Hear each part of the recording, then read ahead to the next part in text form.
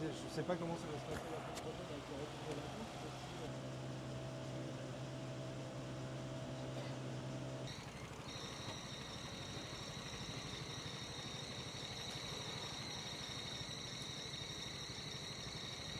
When there's uncertainty like this in the world, I mean, the tendency is for people to panic, and lots of people remember what happened with Russia and Ukraine and all the uncertainty, and obviously inflation has gone crazy since then.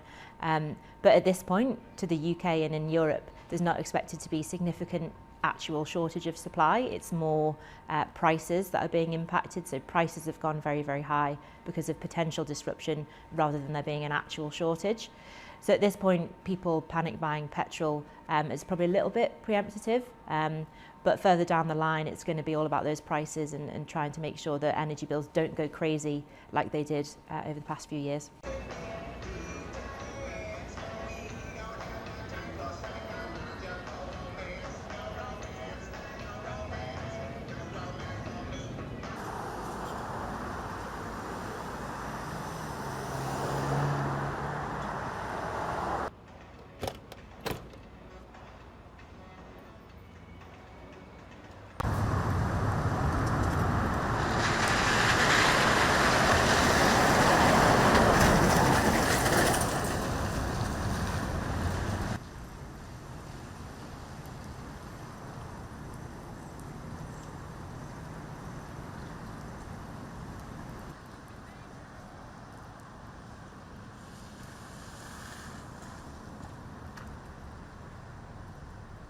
Unfortunately, high oil and gas prices do eventually filter down and impact end consumers, so they impact energy bills, both gas and electricity, but also petrol and diesel.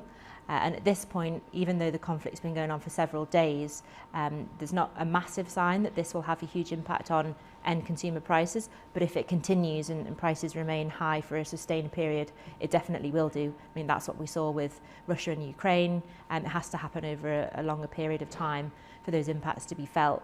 But eventually, obviously, gas is used for power, it's used for heating, petrol is used in cars and in other vehicles, and when those prices rise, unfortunately, the prices rise for consumers too.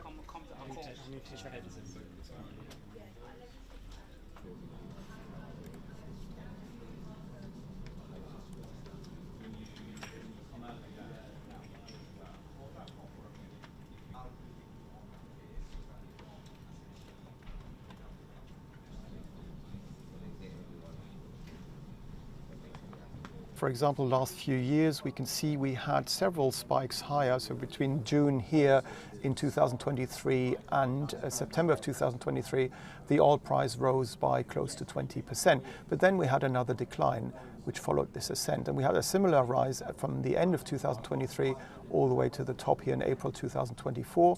Again, a rise of around $15, which was then followed by another down leg.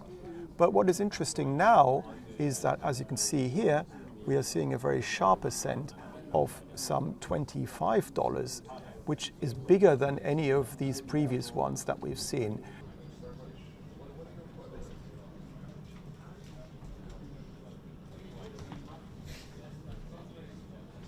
What we're seeing is this conflict in the Middle East pushing oil prices higher because markets hate uncertainty.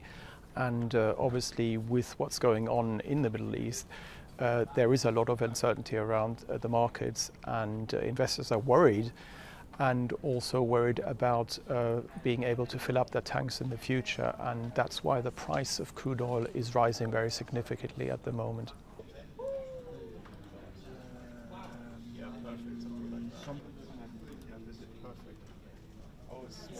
So Wikipedia. Oh. Yeah, brilliant. Thank you.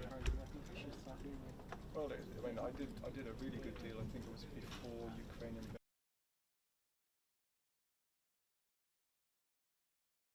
15% of the European Union's demand goes through the Strait of Hormuz. So if that is shut, then we have 15%, potentially 15% less oil that reaches us here.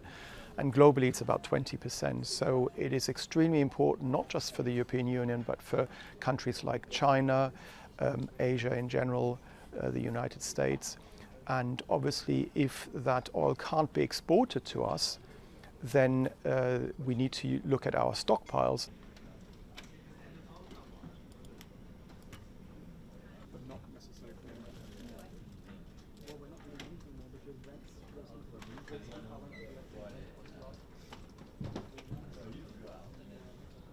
If the stockpiles were to be depleted with regards to oil in the next few weeks, and no more production can leave that area in the Middle East, then we could definitely see higher oil prices because we're still needing the same amount of oil, but there is less supply out there. And that could then lead potentially to the Brent price, which is already up at around $80 per barrel, to rise to $100, even $120 that we have seen a few years ago.